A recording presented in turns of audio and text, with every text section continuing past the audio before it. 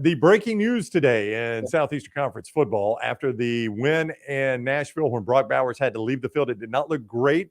Kirby gave a ray of hope when he said the x-rays were negative, but you knew there were more tests to come. And today the school announced, Georgia announced, that Brock Bowers will undergo an ankle stabilization surgery, most commonly known as the tightrope surgery, which, by the way, was developed and perfected right here in Birmingham with our buddies Norman Waldrop and Lyle King, great guys. That are the guys that kind of created and perfected that surgery. And it's a very successful surgery.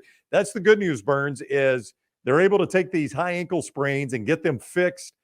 And in a lot of ways, I've talked to players that have done this. They're like, I really wish I could do this voluntarily. My ankle is actually stronger after the tightrope surgery than it was before. That's interesting. It's almost like the Tommy John surgery for ankles. It'd be like, all right, in the off season, everybody's headed down to Birmingham. We're all going to get tightrope surgery and ready to go. So if I'm not mistaken, I mean, the amount of, I don't know that many surgical terms, but it feels like the tightrope surgery. Wasn't that what Tua had a while back? It was.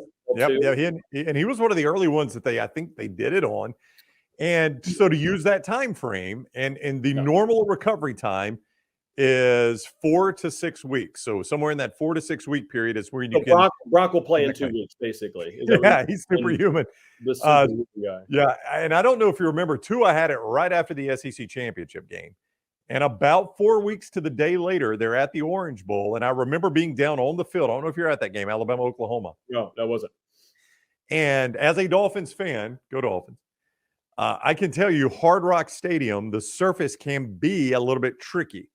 They get a lot of rain down there. It's shared by two teams. That was a new surface they had put down for the game. And Tua came out early to run on it with a lot of supervision just to see what the surface was like. Had that surface been slick, he was not going to play in that game. Mac Jones was going to play. But they felt like the surface was going to hold up fine Jalen Hurts was going to play, not Mac Jones, Jalen Hurts. They felt like the surface was going to hold up fine, so they cleared him to play in that game, and he played. So if you look at that window, that was 4 weeks. Brock Bowers, you would probably, best case scenario, I think absolute best case scenario, have him back at Tennessee. Probably expected scenario at Georgia Tech. Probably worst case scenario, he can't even play in the SEC championship game. And then you look at the playoffs. Yeah, the worst case scenario, if you're a Georgia Bulldog fan, he goes, hey, you know what, man? I've got 2 national championships underneath my belt. I've got a bright NFL future ahead of me. I'm probably going to be a top 10 pick. Might be time to just rehab this thing. Now, there's nothing about Brock Bowers in my mind, Brownie, that makes you think that this guy says, hey, it's all about me. I'm done. I don't need this. I can't, risk my NFL career on it. But, and I think Kirby's smart enough to know as well, too, that, hey, if all of a sudden he rushes a guy back for the sake of the team as opposed to for the sake of the player, he'll be negative recruited on for years on news. But I still don't think, I don't think Brock Bowers is a guy that doesn't not want to play for Georgia. I think he's competitive as hell. And I also think Kirby's not a guy that would force anybody to play. I think he's secure and he loves that team, and he definitely loves Brock Bowers has brought to that squad. So, listen, I'm guessing on these timelines. For me, I look at it and go, it's a tough second half schedule for Georgia, but as long as you can have him back against whoever it may be out of the West in Atlanta, feels like to me the right time frame, right? Because you probably wouldn't want him to put out there a go against Georgia Tech late into that game. So if you're going to get him back and quote unquote rush him, all right, is it Tennessee? Is it Ole Miss? Or are those a timeline that works? Maybe. But I would probably just say, hey, we want you to be in Atlanta. You tell us how you feel. And if not, Ladd McConkey, you're up. Oscar Delp, you're up. Rose Mead, like all those guys. It's now time for that recruiting class to kick in. I feel, obviously you feel all for Brock Bowers. I mean, this is, his last lap around. Chance to make history, being 3-time champions, national champions. Nobody's done that since Minnesota did it pre-World War II or whatever it was. But this is a guy that had gotten some Heisman talk. I think he had a legit chance of being a Heisman finalist. I really do. The way he was playing right now, and just the truth is, even especially as a tight end, you can't miss 1 or 2 games and be a Heisman finalist, much less a month of the season. So I hate that for him. I really do think, just on a personal level, He'll be fine. He's going to go make a ton of money in the NFL and earn every dime of it.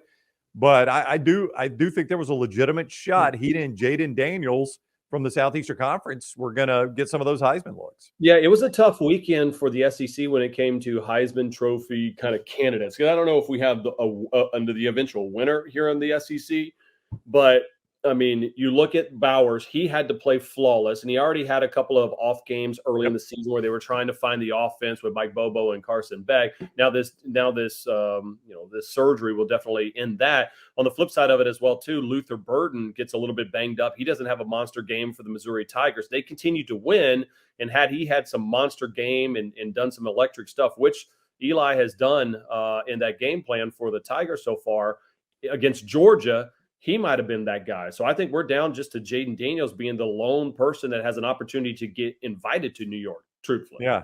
Doesn't this show you, though, Peter, how hard, and when we say it is impossible to go undefeated in the SEC 3 straight years, it is impossible to win 3 straight national championships. It's impossible to win this many games. You never want to try to project injuries, but this shows you why those things are impossible. It's hard to go through the gauntlet of a tough conference like that and not get key guys that miss extended periods of time. Yeah, and poor Georgia, they're going to have to downgrade from a 5-star superhero to another 5-star Oscar, another 5-star guy that they just like, and then they'll have guys that just like walk on sometimes that are just like, I'm a preferred walk on. Well, this guy would play for 85% of the rest of the country. And I mean, that's the difference with Georgia football right now and everybody else, including Alabama, is that they have the depth to withstand an injury here and there. They already had to do it early this season, right? So I mean, I think it's something. There's a reason why Kirby. There was a couple of games early this season where I look at the box score and there were 14 wide receivers that caught a ball.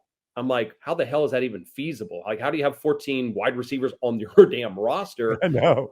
It's just a matter of playing younger guys and getting them ready to play, and now they're going to have their opportunity. So there's no good time for that. It sucks for Brock Bowers, who, by all accounts, every time we talk to coaches down there, they say first guy to the meetings, first guy to practice, works hard, works his ass off, and I just hope that he gets better because I don't want that to be the last time I ever see Brock Bowers.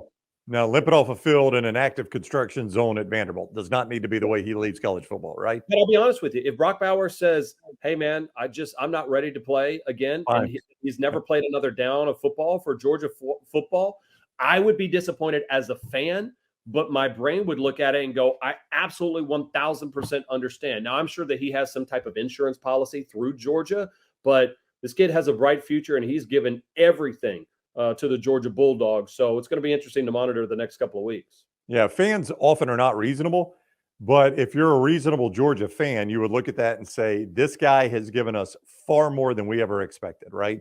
I mean, he's a tight end that was in the Heisman discussion. And with him, we've won 2 national championships in a bunch of football games. He's given me everything.